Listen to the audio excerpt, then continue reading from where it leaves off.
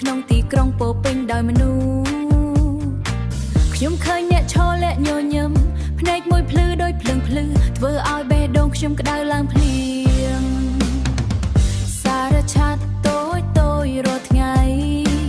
បង្កើតអារម្មណ៍ល្អលើពីស្នេហ៍មិនចាំបាច់ពាក្យច្រើនតែចិត្តយើងដឹងគ្នាផ្ទាល់ថ្ងៃណាដែលអ្នកនៅជិតខ្ញុំពិភពលោកដូចស្ងប់ស្ងាត់មានតែសំឡេងបេះដូងច្រៀងបទស្នេហ៍យ៉ាងផ្អែមល្ហែមស្នេហ៍សម័យថ្មីមិនចាំបាច់លាបេះដូងខ្ញុំប្រាប់ថាខ្ញុំស្រឡាញ់អ្នក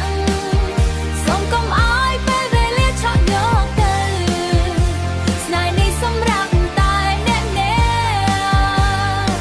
ស្នេហ៍សម័យថ្មីសម័យតែបាត់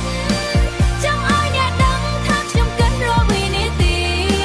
មិនថាពិភពលោកបដូរយ៉ាងណាបេះដូងនេះនៅតែអ្នកមនុស្សជាច្រើនកំពុងស្វែងរកស្នេហ៍ពិតក្នុងសម័យលឿនខ្ញុំសង្ឃឹមអ្នកជាអ្នកនោះដែលអាចដើរជាមួយខ្ញុំជានិច្ចបើថ្ងៃណាអ្នកមានទុក្ខសូមឲ្យជាមនុស្សនៅចិត្តយើងនឹងដៃគ្នាទៅមុខមិនខ្លាចពេលលាប្រែប្រួលស្នេហ៍សម័យថ្មីមិនចាំបាច់លាបេះដូងខ្ញុំប្រាប់ថាខ្ញុំស្រឡាញ់អ្នកសូមកុំឲ្យពេលវេលាឆក់យកទៅស្នេហ៍នេះសម្រាប់តែអ្នកស្នេហ៍សម័យថ្មីសម័យតែបាត់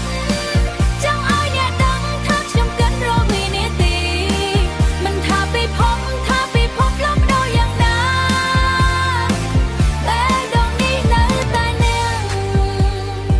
ភ្លេងបនតលេងក្នុងយប់ស្ងប់ខ្ញុំកាន់ដៃយ៉ាងទន់ភ្លន់ស្នេហ៍ក្នុងសម័យថ្មីនេះនឹងនៅជាមួយយើងរហូតទៅ